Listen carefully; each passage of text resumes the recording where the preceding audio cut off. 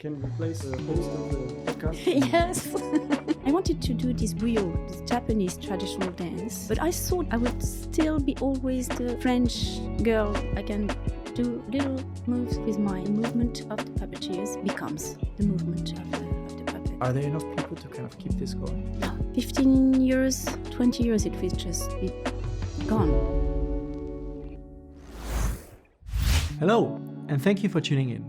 If you're enjoying the show, subscribing is the best way to support us.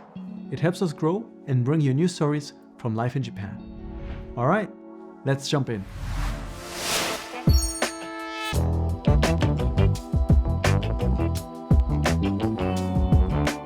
Welcome to Unpacking Japan. I'm Tobi, and today we welcome Chloe Viatte in the studio. Thank you so much. Thank you for having me. You're an associate professor at Jutendo University, and you're also an expert in Japanese puppet theater. Expert. Yes, that's one of the main topics that we will discuss today. You even brought a puppet, which we will show later.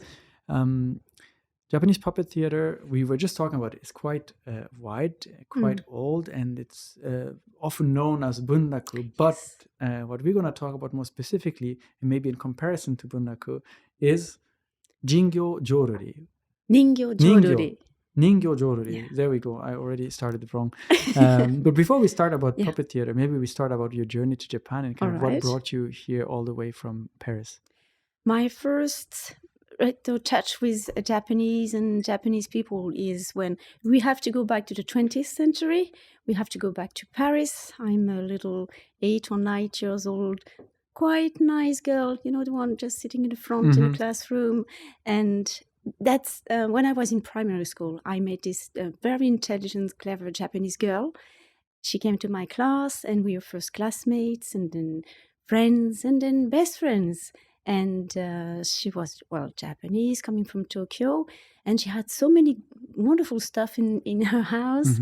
That was, in France at that time, that was a Hello Kitty boom. So, so we were playing with that all together. And this was also this anime channels on Wednesday afternoons for kids. I didn't know it was Japanese from the beginning, so that was not Club Dorothée. Club Dorothée, oui. We have to sing that all together. No. Good. But the French people will recognize and know everybody about this will know that. And that's mainly her. When she came to Paris to my class, I feel she was not so comfortable with French. And in a few years, it was just the top of the class. Nice, cute, clever. So if all Japanese are just like that, I want to know this country. I want to know this culture. I want to know that. So I made, this kid's promise that when I'll be grown up, I will go to Japan and I will speak Japanese. And unfortunately, maybe because of her father job, she has to move to another country and then to another one.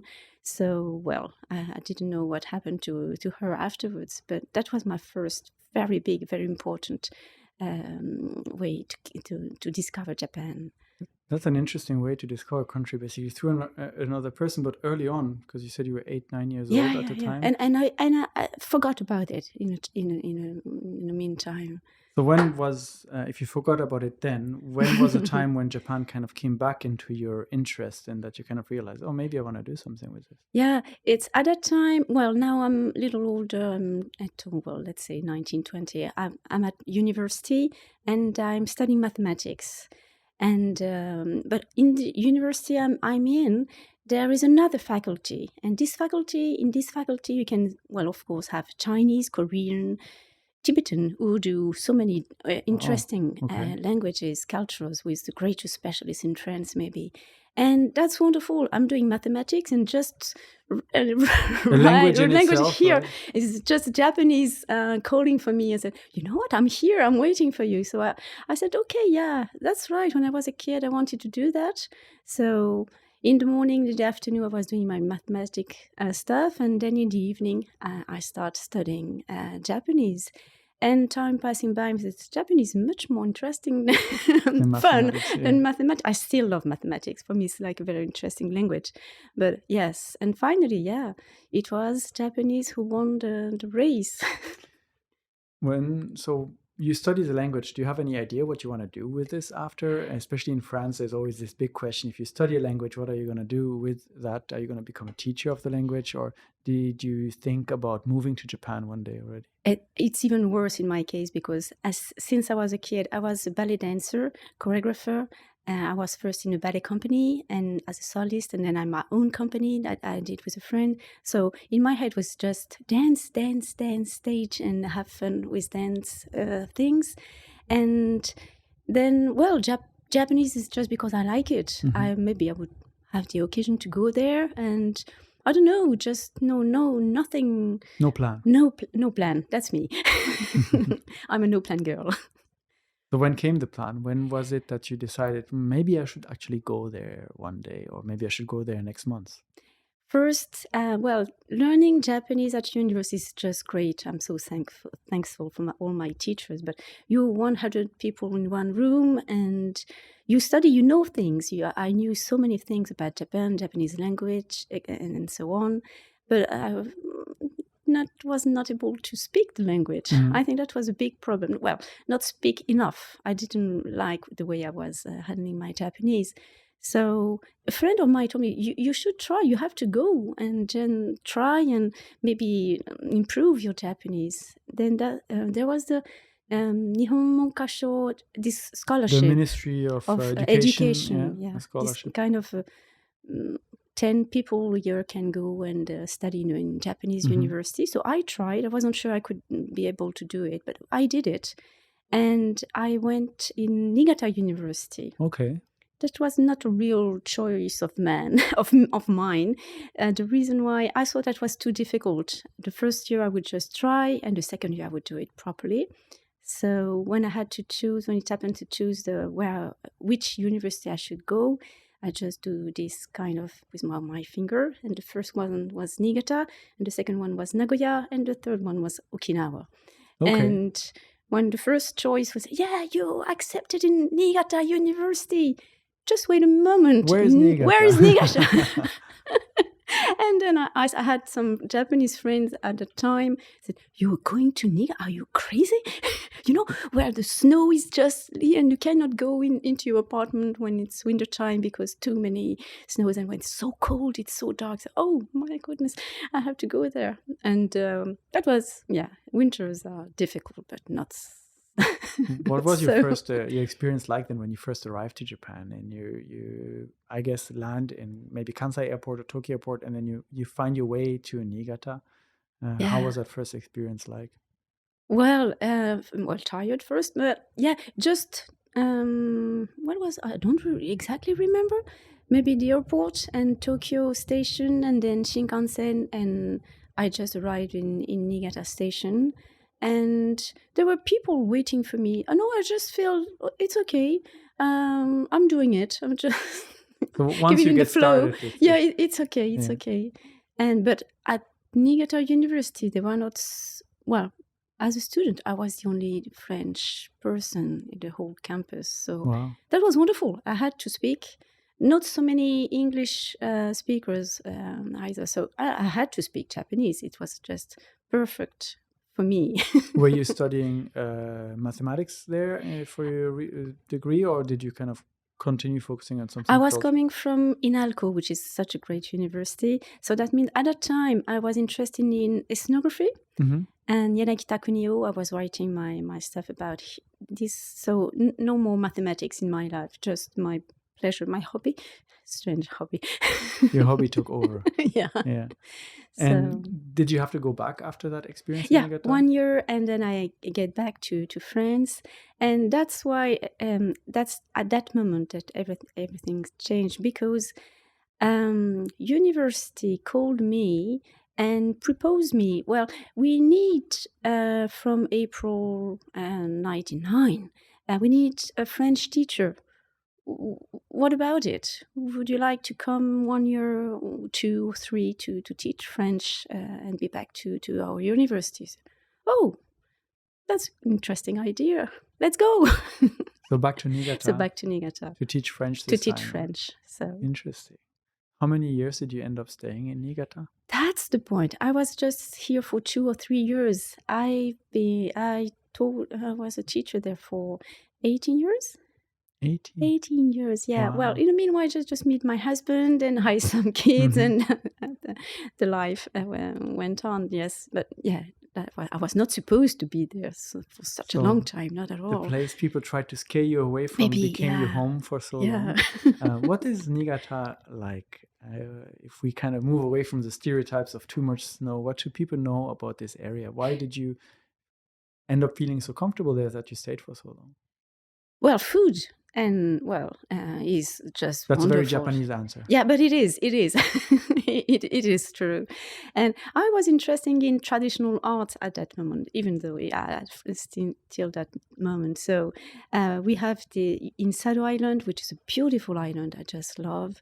You have all this snow theater and these puppet things, and being interesting in Yanagita Kunio, you have the Tono Monogatari, which is not so far. It's before the Shinkansen, it was so difficult to get this part of Japan. So it can be you say Galapagos? Of Galapagos Islands. So you have so many old forms of arts and whatever, which is just still there. So it was very active. Yeah.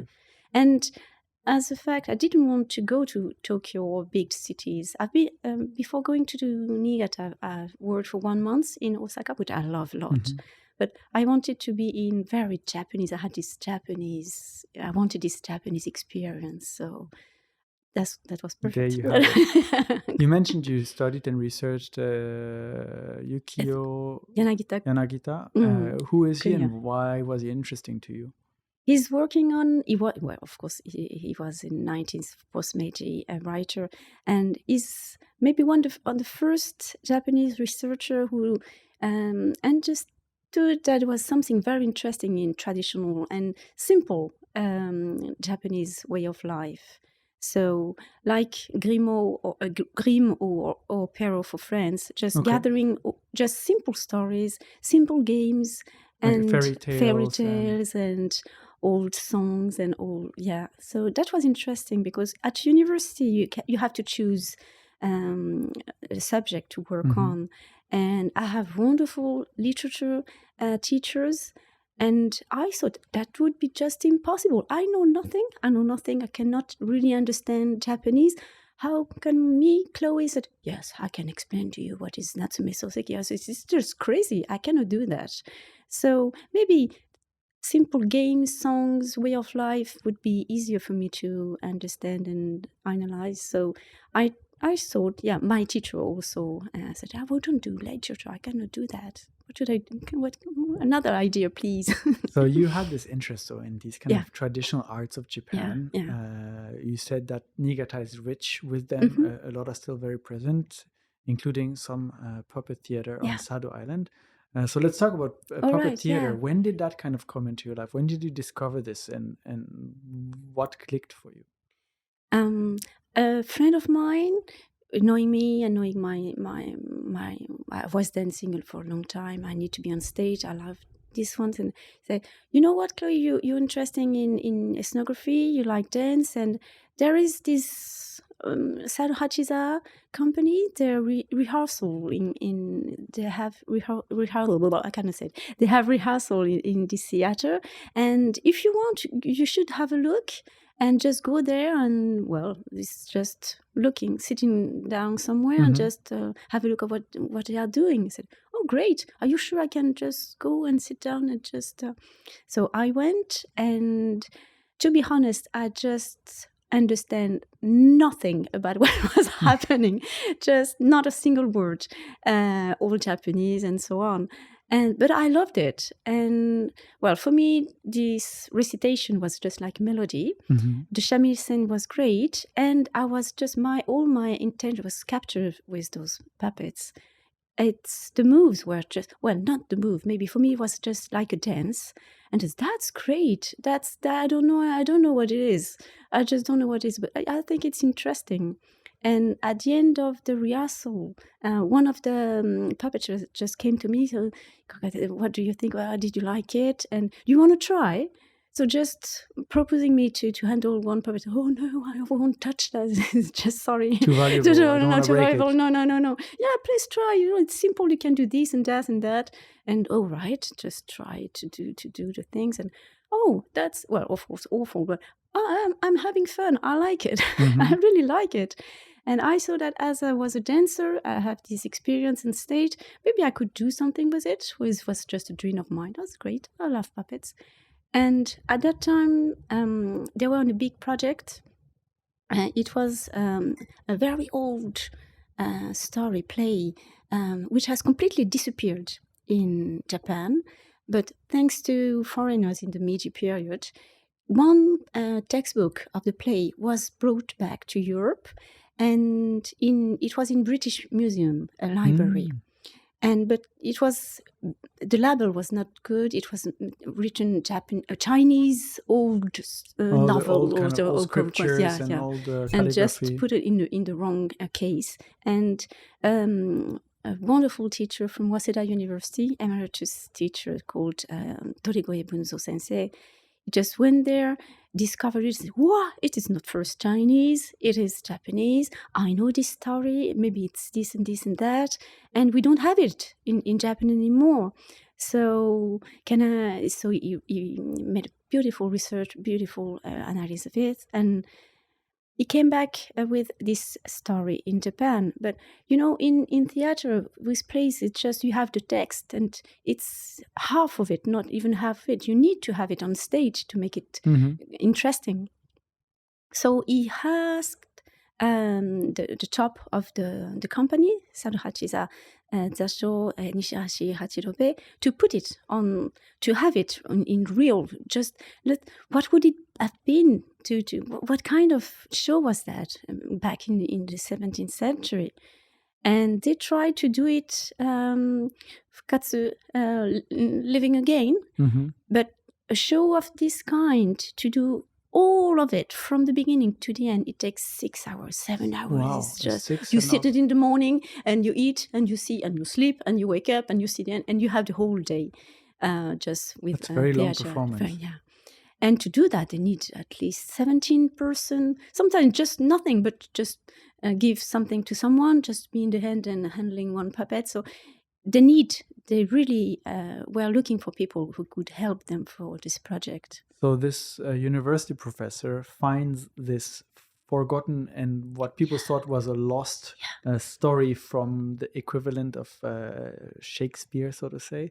This one is not, unfortunately, Shakespeare level. It's just another one. That's why it was not Shakespeare's level, but somewhere a name that we would know historically. And he brings it back to Japan, and then he wants to bring it back to life. So he needs to find, and he works with a troupe that you had just encountered. Yeah, exactly. And they were working on it, and that's why we need someone. Do you want to join? Yes, of course. But are you sure I can do that? And let's try. That's the Japanese way. You do no preparation. Just let's go for it. Yattemio. All right, I'm this kind of person, so it's what was perfect for me. So I first tried and I enjoyed it, but I realized that I needed to understand the things. I was not really understand the Japanese. I didn't know nothing about this story. I really didn't. So I just asked them, I want to do that with you. I love you. I love what you do, but I don't understand. So give me some time. What's the story about? What the story about? What is this? Who is this character? So it was about Shinbutsu, a dead monk in the mountains. He's still mummified. Still dead. Yes, that's exactly. And I know too many things I don't know. So I asked for time, and I went back. And when I was a little more ready, I joined again. That's kind of how it started. For people that know nothing about Japanese puppet theater, can you try to explain a little bit what is it about and what are maybe the different categories and how is it different from what we know as puppet theater, for example, in Europe or North America?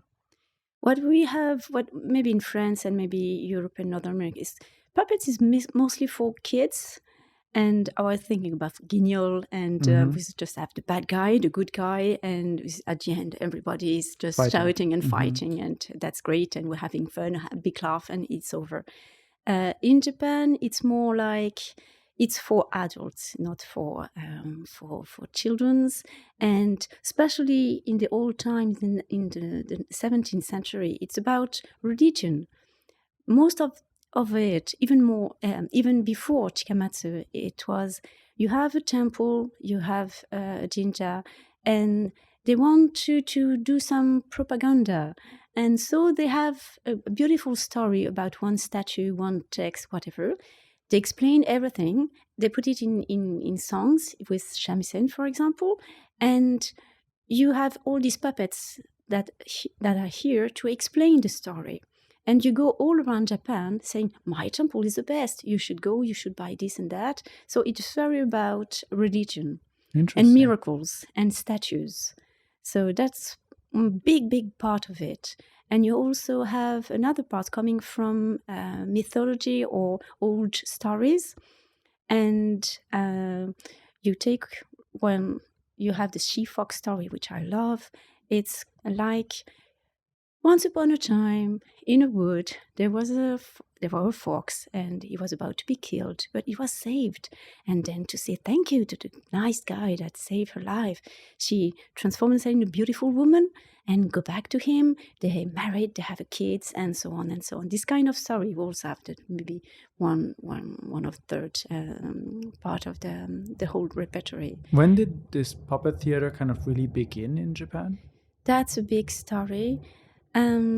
Some of researchers say that it comes from Shinto, because the puppet is you represent people, and you use that during ceremonies. So it's both ceremonies, songs, and like little puppets moving around, just to have this nice ceremony to behold, and that's it. And I'm sure, and that's what Donald King said also, you have this Chinese and maybe Korean influence on it. But it's difficult to say, well, in 19 whatever this is started. What we have is the first time it was played in front of the emperor or the aristocracy in the imperial court. This is in 1604. Okay, 1604 is the official first. We are sure that that was the first time. And we have this Nikki of someone who says, journal said, yeah, I've seen something today that was great, and they were turning the puppets, and everybody was dazzled and loved it. That was the first and very interesting show. So it's an art form in Japan that is a few centuries old. You mentioned that it was aimed at adults, not children. Yeah. And also that originally you used a lot to kind of promote temples. Yes. Mythological. Now I can't say the word. You know what I mean? The stories. Yeah. And you mentioned before Chikamatsu. So I'm assuming you're referring to Chikamatsu Monzaemon. Yeah. So he's a Shakespeare. Yeah, he's the Japanese Shakespeare. Yeah. Who is he, and what has he done to? I'm not ready to do a lecture about Chikamatsu Monzaemon. But what did he bring to a puppet theater? When did he start getting involved, and how has he changed the art?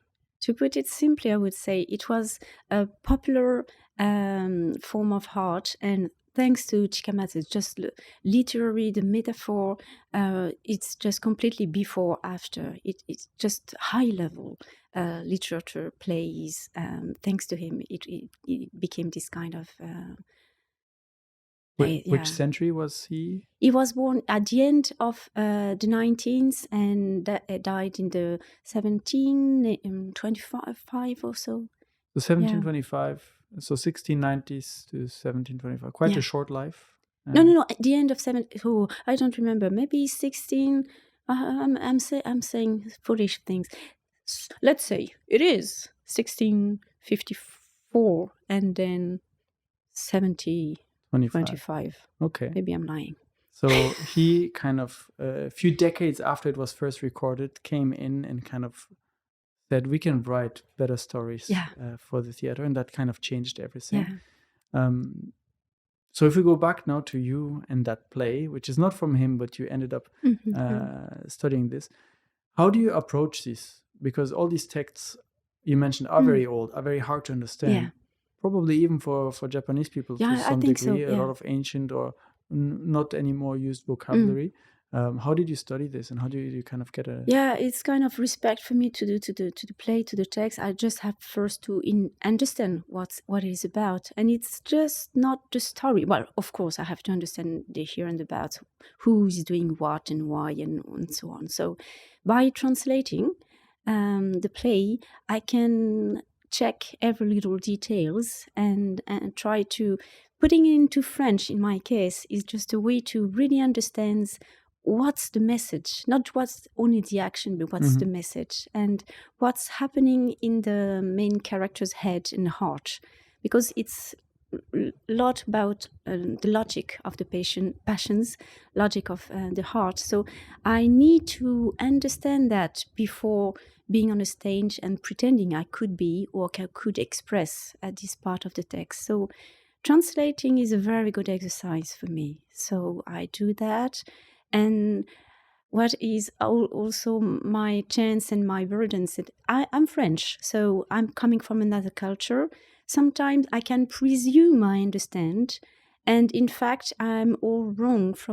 It's not the good move, it's not the good intention, it's not the good. So I do prepare a lot and then understand what it is about and then try to express that. And sometimes I have just the puppet master look at me, what are you doing? Are you doing like that? From the beginning, walking was a problem. I didn't know how to walk. I didn't know how to cry. I didn't know so many things. I thought, I'm just walking. I'm crying. No, of course you're not doing this that way. But giving me no clue. Just telling me this is not okay. You mentioned the puppet master would kind of supervise. How is this puppeteer troupe organized? How many members are kind of participating in a play, and who's in charge of what? Well, at first time, where we were about 20 persons, and now we are maybe 12 or so. And sometimes people are joining, others are quitting, because you cannot make your living with this. So you have to have a work. You have many of us have a family, or I'm working at university. So now we're just 12 person. The most important person is Nishihashi Atirobe, the Zacho, the one who is handling the troupe. And of course, we said Tayu, the person who is singing and doing the shamisen at the same time, which is also another big difference with bunraku. You don't have 4 or 5 shamisens and 4 or 5 people singing. It's just one person doing everything from the start to the end. And afterward, we are just puppeteers. And some, and you know what? I'm doing also always male, and I'm a warrior. I You're always a warrior. I'm not a kid. I'm not a woman, and maybe and I'm always asked this kind of roles, which is really funny. I love it. So for those roles, you said what was important for you in the translation is kind of understanding what goes through the character's mind and what he's feeling in these situations. I'm quite curious because they are traditional, a bit older Japanese stories. And so the value system of Japan, especially at that time, very different from I don't know, what we have in traditional French stories. So if you compare the hero narrative of like the heroes in those puppet plays in Japan to like the hero narrative in like a French theater play, do you feel like there's like different ways of thinking, different ways of approaching these situations? And from that, Chikamatsu Monzaemon is a little special maybe, but in the end, or even from the middle of the 17th century, female characters were so important. So that was dazzling for me. The main character sometimes, and most of the times, is not a man, it's a woman. Okay. So it's women doing sacrifices. Well, most of them die at the end. But for the brothers, for the parents, and yeah, this was quite interesting for me. I didn't have the impression it was so important in, at least in French and French plays and literature. And what else? So many things. Well, the religious part, yeah, because we have this in Middle Ages in France, where we're doing the Bibles with puppets inside of the cathedrals or inside the churches. So we had this kind of tradition, but it soon disappeared. So what else? So many things. One difficult part of things for me is this she-fox plays, for example. I am the father. I act the father of the kid. The kid is Abe no Seimei, which is really a famous, historic, but so wonderfully gifted. So most of people try thinking he cannot be really human. Well, not full human. So he has to have something special. And this something special is his mother. She was a fox. And of course, and of course, and thanks to her, he received all this gift, and that's why he became the man he was.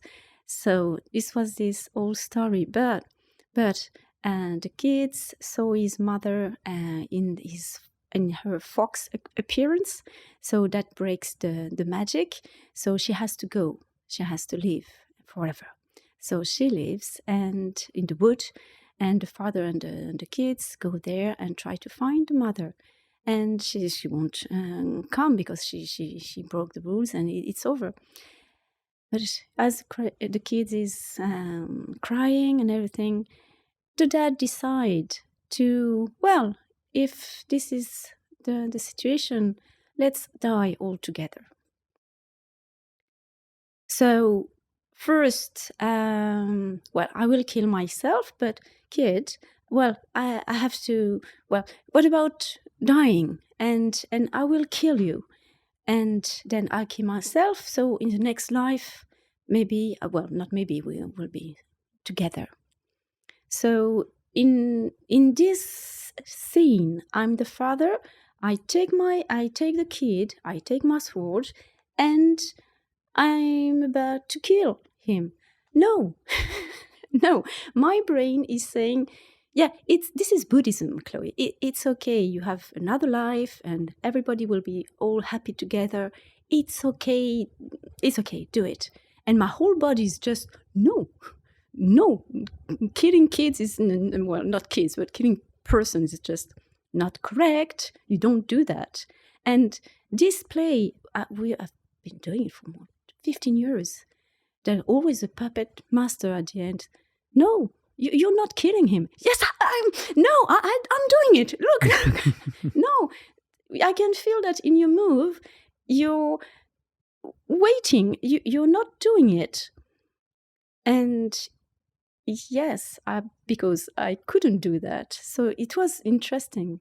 My brain was okay, but my body wouldn't do that. And when I'm looking at you, well, it was not so explicit when he told me. And I realized that I was desperately waiting for the fox to appear. Sorry. Because she's coming back and she's giving things to him. She said, come on, look, I'm killing him. Come quick and save him. I said, no, that's not the subject. That's not the play.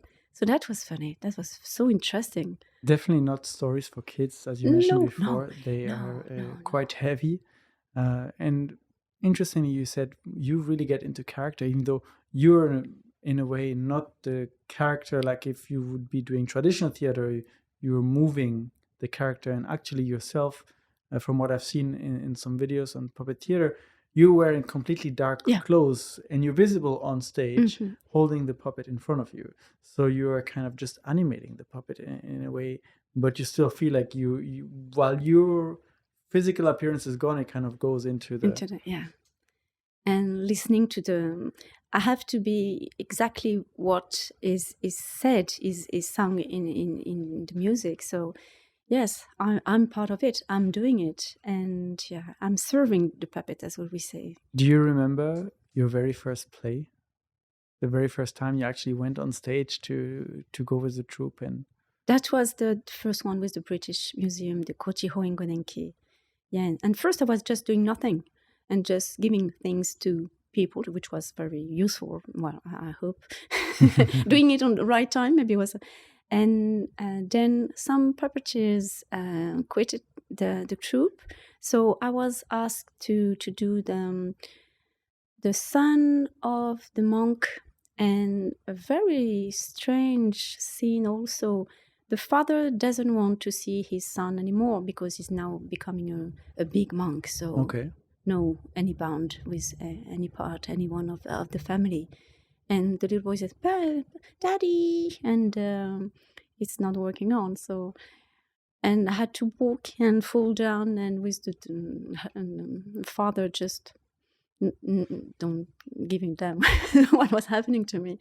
That was so sad, yeah. one of the things you mentioned earlier when you compared it briefly to bunraku was that it's much fewer people. For the musician, it's one person doing everything, whereas and also There's one puppeteer yeah. for one puppet. But in bunraku, I think it's like three. So the puppeteers is really the puppet. I can do whatever I want. I'm free of my moves, and it's so dynamic. I can move from one place to another on the stage. It's okay. So yes, it's just puppeteers, and the characters is doing. It's just a one-to-one relation, which is great. In bunraku, you have your three, so just sound. You have to very coordinated. Right? Yeah. So it's another. I've never tried, so I don't know. But I'm sure I'd rather have this kind. And we're fighting. It's just great. Yeah. Well, let's have a look at the puppets then. I brought one for you. Yeah. Once we have the puppet on camera, we can have a better idea of what we are talking about here. Standing. What should I do? I think we're just sitting to stay in frame, but. So this is a puppet. They're actually pretty big. My image of puppet as maybe probably a bit lower to have it in frame. My image of puppets are like they're basically a little bit larger than your hands, right? And you kind of hide behind the little. We have also this kind of puppets, but this is the not normal size, I would say, like a 3-4 years old kids, and also. So this is representing a child. No. This is the size of the puppet, like the size of the puppet. Okay. This is a strong warrior. Is really a nice guy. Is he a specific character from one of the plays? Yeah, with this kind of a face, and especially the face, he's a good guy.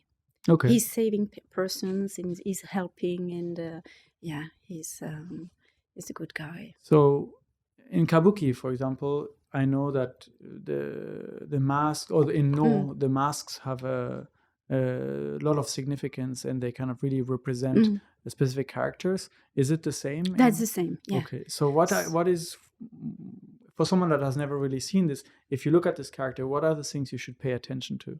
Well, like in kabuki and like in No also, you have the color of the skin, which is pink, I should say. It's not red. It's not. So he's full of life, and he's not a bad person. But you can see with the eyebrows, he's kind of. He knows he's a serious person. Serious person, and you have this to. It will help you to understand how old is he. So so the hairstyle indicates the age. Yeah, it has some hair here, so it's not so old. So when the hair is gone in the middle, it's like the older son. Okay. And that's all. And this puppet is used in so many different plays. It's just coming again and again, and because it's the character is just embodying this young, full of life, great young man. How are these puppets constructed? Because we see the face, and the face is moving, and then we see he's dressed with a kimono. But what is going on inside? Below? So the head is on the stick, okay. So the body is just nothing. It's just kimono. Okay. No. There's no structure to it. No structure to it. Just here, you have basically the neck and shoulder pads. And shoulders, because we need to fix this one. So have the rest. Your body is here, and this is the head. So you have the neck and coming here, and we use I don't know, maybe Some I should small I should pins, do yeah, this wooden pin, pins. which as you have it here, that make sure that it stays with the body, and we use our left hand to handle the head. Mm-hmm. So inside of the body, inside of the kimono, we just do this and this, and well, that's all, because our right hand is going inside Mm-hmm. the puppet, so the right hand of the puppeteers is the right hand of the puppet, and as we need to have a left hand inside again, we hold this in that way. Oh, so you have to be very agile to kind of move things around Yeah. during the play. And yeah, so I can do little moves with my thumb here, but if I need to do more expressive moves, I can just use my right hand to do this kind of movement, and then after it's just we hold this in that way, so it's really all together. We are linked here, and the movement of the puppeteers becomes the movement of the puppet. Are these moves like a set choreography, or is it No. kind of up to the interpretation of each puppeteer, how you want to show an emotion? Or No special choreography, which was very difficult for me as a start, because I'm coming from ballet, and first you do one step and then you do another. It's like a puzzle, and every little piece is very important, and if you miss one, it's just completely ruined. And here, no choreography, no special steps. It's just, well, you have to move in a way. So that's why I said that at the beginning I had to learn how to walk, because there's is it okay?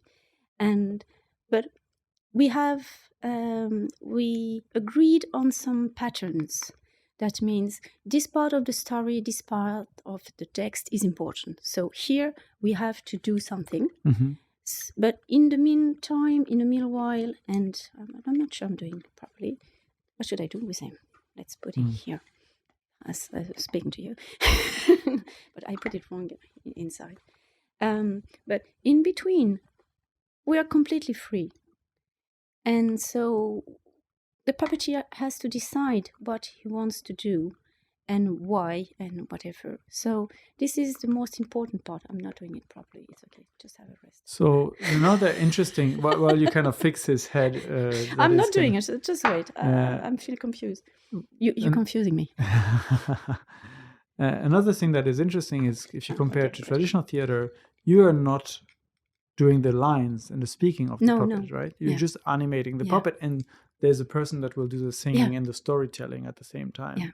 So you also have to somehow be coordinated with them so that the story kind of moves forward in the right pace. Yeah, we're not embodying the text. We're another interpretation of it. So as it's already sung and said by the man on the shamisen, it's not just being doing it. We're right close to each other, but we're not in the same world. But in this, we have the same aim and we have the same text. So the end and the beginning and the end are the same, but in the middle it's just different. And some little parts said, okay, here we have to put everything all together because it's really important. So this is quite interesting. Because first, I knew nothing. I wanted to know, okay, teach me the steps. Maybe I can understand, I can do that. Maybe I have this kind of selfish hen and strange self-confidence. No, just do it. Do what?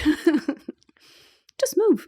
How long are these plays usually? You mentioned earlier some of them like 6-7 hours. 6-7 hours. If you go and perform, I imagine you don't have a 6-hour performance. And it's almost the same as in kabuki nowadays, and even in bunraku. You have these long plays, and you choose to do, well, let's do this part, and that's all. The rest is not so interesting. So So let's say you have a 10 acts in a story and you will just play 2 of them. yeah. How is that experience then for the viewers?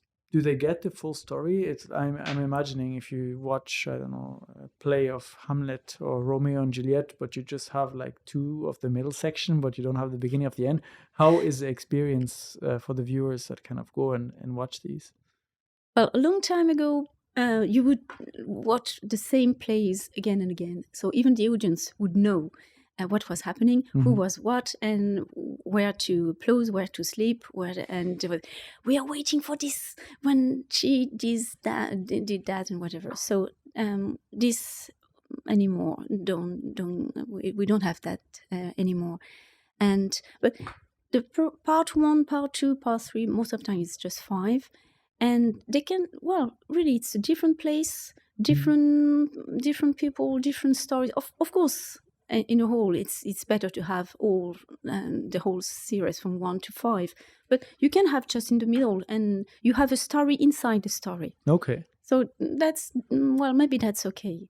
But nowadays, as it's all Japanese and difficult to understand, we always have this kind of explanation time. We take 15 or 20 minutes just to explain we're going to do that. Maybe you don't understand everything, but the story is this and that. And at that moment, there will be something. Just get ready to have it and just put a little tension in. How often do you get to perform then with a troupe?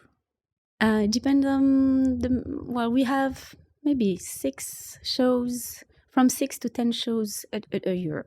Okay, so about one or every month to 2 months. Or 2 months, yeah.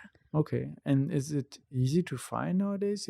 If like I want to go see, I know that in Osaka there's a National Bunraku Theater, and they probably have regular shows. But if I want to see something like ningyo, joruri, joruri, you can say it. I can do it. I'll get it right the last time. No, because we don't have any fixed theaters. We don't have production people taking care of everything. So the only we have the chance to work with the Donald King Center, which is sponsored by Bourbon.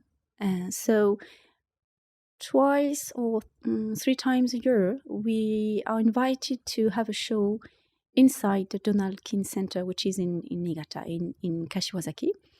And for the other shows, it's just... and rather than theaters, temples are best place for us to... Okay. Yeah. Because you saw the size, it's not so big. And so you have to... The closer you are, the better it is. So a little temple, we build the stage, and you just sit down and have a look to what's happening just a few meters from your seat. That's the best way to enjoy it. So big, no big theaters, but small temples. So we're always waiting for people who would be interesting in what we do, and call for us and ask for shows. So I think 2008 it was that the Ningyo Joruri was kind of recognized as a cultural asset.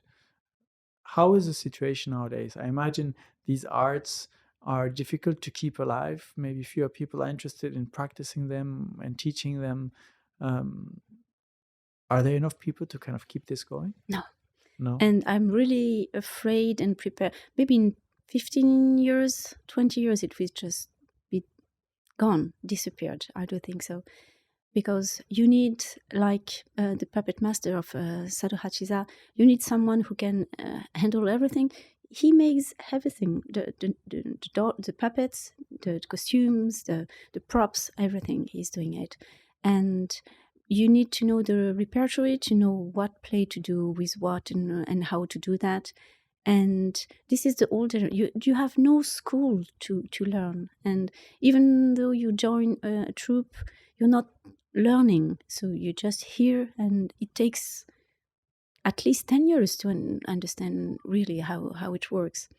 So no school, no really people being able to transmit. To kind of pass on, yeah.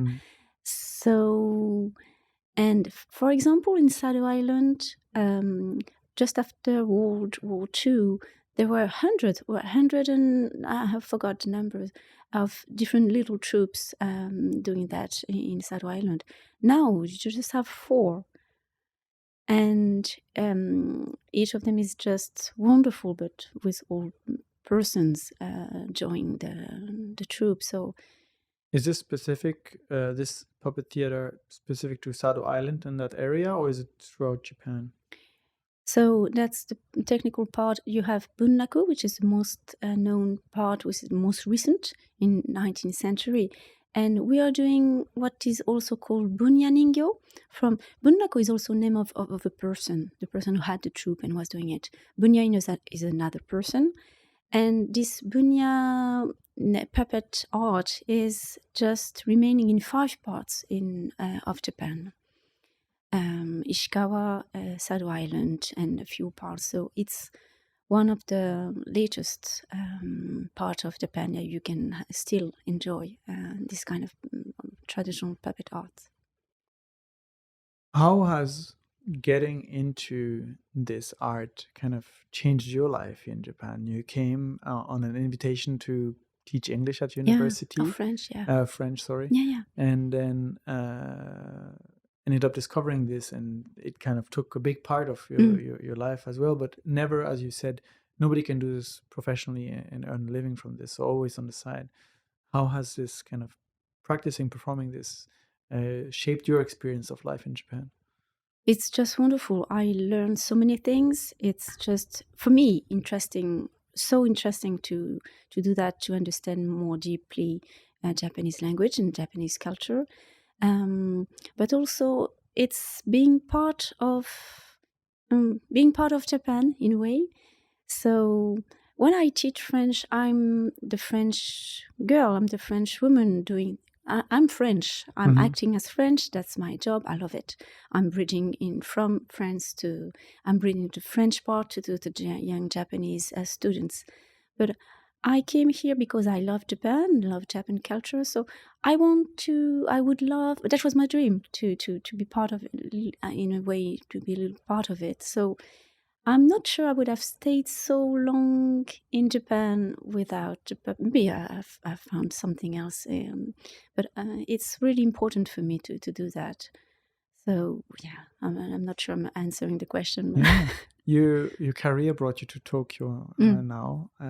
Your troupe is still, I imagine, in Niigata. Are you able to continue meeting up regularly, practicing with them, and kind of performing as well? Yeah, as no one is just living on it, all of us have a job. So most of the time, the rehearsals or the shows are on Saturdays and Sundays. I have a show the day after tomorrow.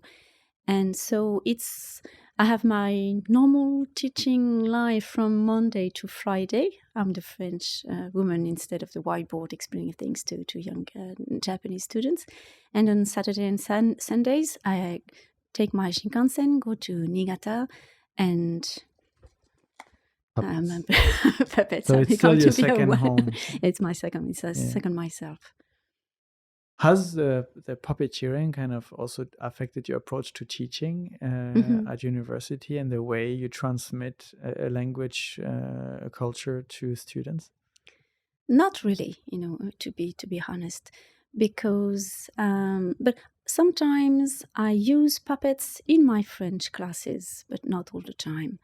Had this experience, and that's what I did in the last NHK French show. Bangumi for Tabi suru tame Furansogo. We use puppets because it's very interesting. When you're shy and you don't want to talk, it's easier sometimes to have. You're not the one who's speaking. Some other people is speaking and you're acting, but you're understanding, or you're the one who is speaking, or you're not the one who's moving and acting. So it can be really, really interesting to have that, to put in a teaching methodology. We were talking to someone recently who mentioned something along the lines of the challenges as well of the speaking part of teaching a language. So maybe puppets are one of the solutions to kind of loosen up some students. You said you were on an NHK show for Yeah. French. Can you tell me about this? Is this that kind of something that came along just from your teaching, or also something that kind of connects to the puppet world? Maybe more for the teaching.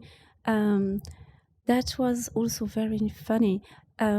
Before coming to Tokyo, I was then living in Niigata, and I was on television, this local Saturday night live show, and it was almost every week. So it was very good school for me because Namachuke, you say something strange and well, it's on. Yeah, it's live, it's out there. You can't take it back. Sorry, but maybe that was why they liked it also. Said what she's going to say today. And someone maybe who saw that from the NHK staff directly mailed me, well, from the Fuji Terebi in Niigata. So we are doing an audition for the next, how do you say, bangumi? Show, like a program, right. TV program? A program, the next French program. So maybe you could try. Sort of, me? Okay, let's do it. Let's do it. Let's do it. That's my life. That's the story of your life. That's the story of my just life. Do it. Let's do it. And well, I went to earlier first Shinkansen, Niigata, Tokyo, take the audition, and back to Niigata. Well, I did what I can do. It's me, and that was okay. So I did this first show. It was on 2012. So, and from that time, I had a chance to be again on radio and television again. So I've been doing this for more than 10 years. So it's a French education show? Yeah, French education, which is over, unfortunately. Okay. No more show. It's interesting that these large TV channels have a French educational show. I don't know what the audience is like, how many people are interested in French, but how was this like for you to kind of go on these TV shows and teaching? I haven't seen the program, so I don't really know. Yeah, it's okay. It's very interesting. It's fun, but it's a lot of work for just 20 minutes. And at the end, it was just 50 minutes. Less, it's getting fewer and fewer, shorter and shorter. Because I was not the teacher because I'm the native. So the real teacher is the Japanese person. Oh. So I have a character to. So you're also acting like. Yes, of course. I am the nice girl next door, nice girl. So I'm here to. It's always the same pattern. You have the Japanese teacher. You have this talent, this young boy or girl just pretending not knowing and being able to practice, well, for example, the French language. And you have some French native just being here to help this person to pronounce, remember, practice the language. So it's fun. It was really fun. Japanese TV, teaching at university, and a long career as a puppeteer. What would you say? Why is it important that this art kind of stays alive? That people know about this? That this doesn't disappear in 15 or 20 years? Why is it so culturally relevant? In fact, I love what the puppet master is saying. It's not important. What should he? In that way, I'm very European French. It's history. It has to be kept as a treasure, as a precious things. And puppet master, no. If no one is interested in it, no one wants to see it, and well, let's make it. It will disappear, and it's okay. We don't need to keep that just because it was at one point very important. If it's not fitting with our century, well, it will disappear. All right. Wow. Oh, wow. So, no. You're very important. That's what I said to him. You're very important. We have to do something for it. No, it's okay. And maybe if it's fine, next century or from now 2 and more years after, if someone says, oh, maybe it was a good idea, they would do it again. And someone will go find the book in the museum. And the story will be again. So that's very powerful. We don't have to. If people don't like it, it's okay. But the only thing I can say is big problem is most of the time people just don't know about it because you have no chance to see the plays, to see the shows. So if I can hope and wish something is, well, if you have the chance, if you're interested, just try and have a look. Maybe you don't like it. Maybe you say it's so strange and the stories are so hard. But if you like it, maybe that well, So for people that are interested and want to know more, where can they find information? I see you brought some flyers here. There are events happening. I mean, these are some old events. Yeah, these are old events. The next one is this one. This is the day after tomorrow. So this is this is going to be the episode will already be released when this is passed. But okay. there are regular events that people can look for. And we have a Facebook. We have this. We are on YouTube also, so we can have a look to the past plays. Just maybe checking the Saruhachiza keyword, and it will pop up. A lot of very interesting projects. The last thing we haven't talked about, it's been on the table for a little bit, is this black cloth. What is that? So we briefly mentioned it before, which is when you are on stage, you actually have to cover yourself completely in black. In black. And this is the hood, right, for the head. I'm sure you want to. Do you want to?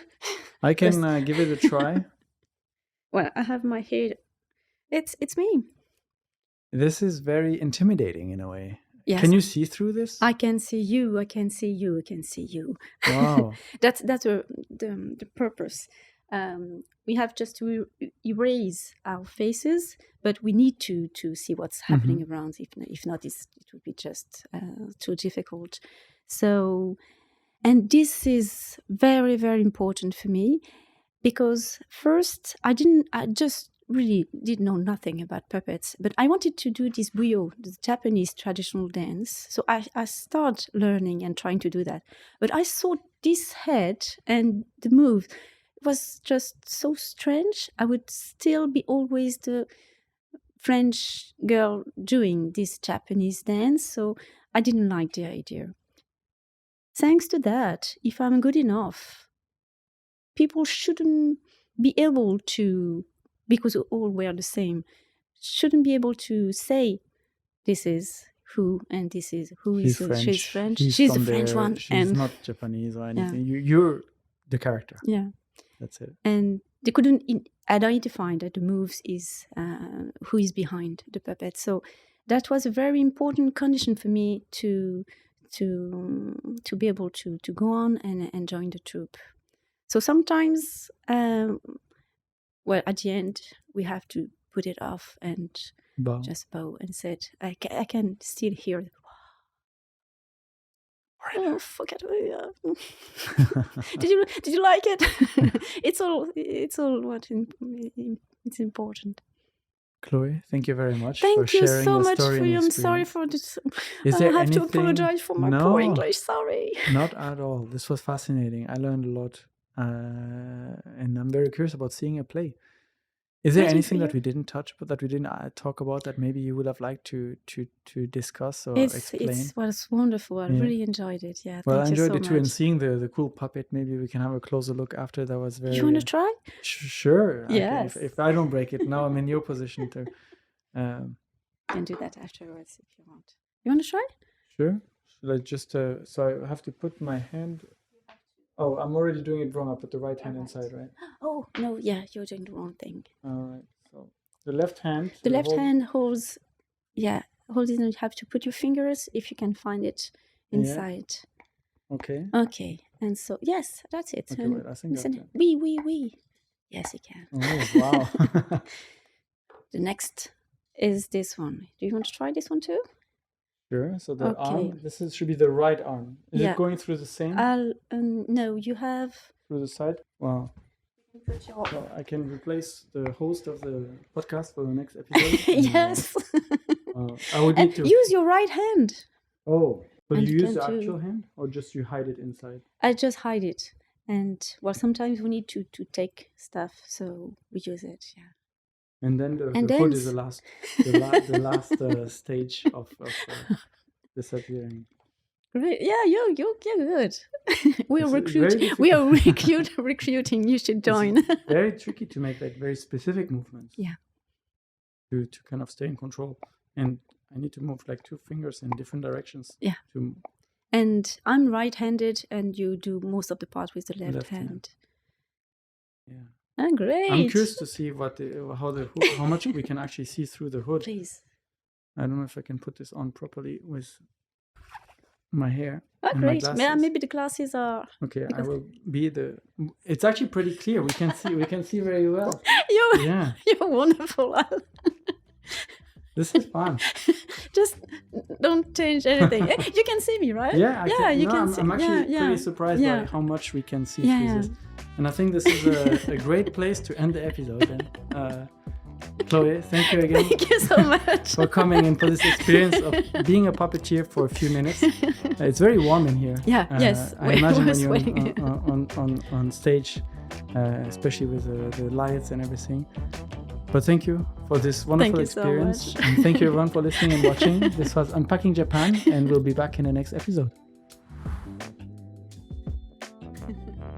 Wow. Thank you for sticking with us all the way till the end. We really appreciate it. If you haven't already, consider subscribing to the podcast. It helps us improve the show and bring you more in-depth conversations from Japan. Take care and see you next time.